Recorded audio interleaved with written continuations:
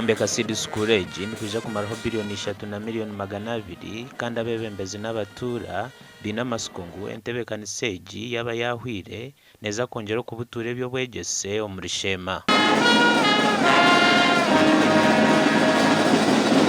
Let there be value for money so that we don't see cracks even before handover is done.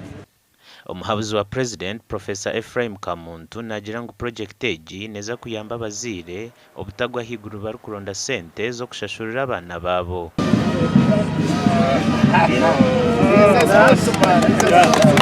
Tabi cyafaye government neja kubahereza obutabarwa billions bushatu na miliyoni 282 okureba ngwishomero bata wa administrative block bata wa multipurpose hall bata wa classrooms bata wa library bata wa laboratory bata wa staff room bata wa bihoronyo.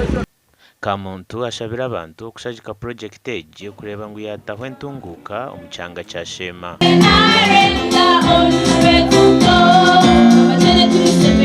Bazire kwe ishomero ryani omuntu kweza sentence rojire kwishega ki ngabakabe.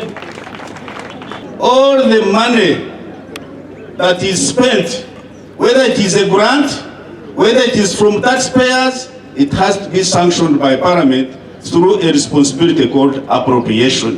Mukuru w'entebe ya katano habwa SHEEMA district Jemima Tumwijike Buhanda ashabire government okukora hanshonga y'amashomero agashobangirirwe n'amabanja. And when it comes to private schools, we are begging the president and the cabinet, if they can revisit the banks and they really give us again a waiver. Bakuru b'ishomero lyari akasinga basimira government ahabwo kubaha seed school. Ubwo no muganda muhango munonga oguturuza kutunga umushomero mu nabo cyo nyenda kamuza bazire mu muhame hatebe twaheza kubitunga ngwesh kandi science twakagikatwine arabwire nereka shonga tubakutongerera we zindi Ito twahiga kandi twiga wishomerere egaza kombe bice kwande bezwa bahandi ngova ebiro 20 byo kwa mwenda biliyoni 3 na miliyoni 200 nizo zikuza kukoresibwa omurimo ogu. Gashakwa mayiko atwakire.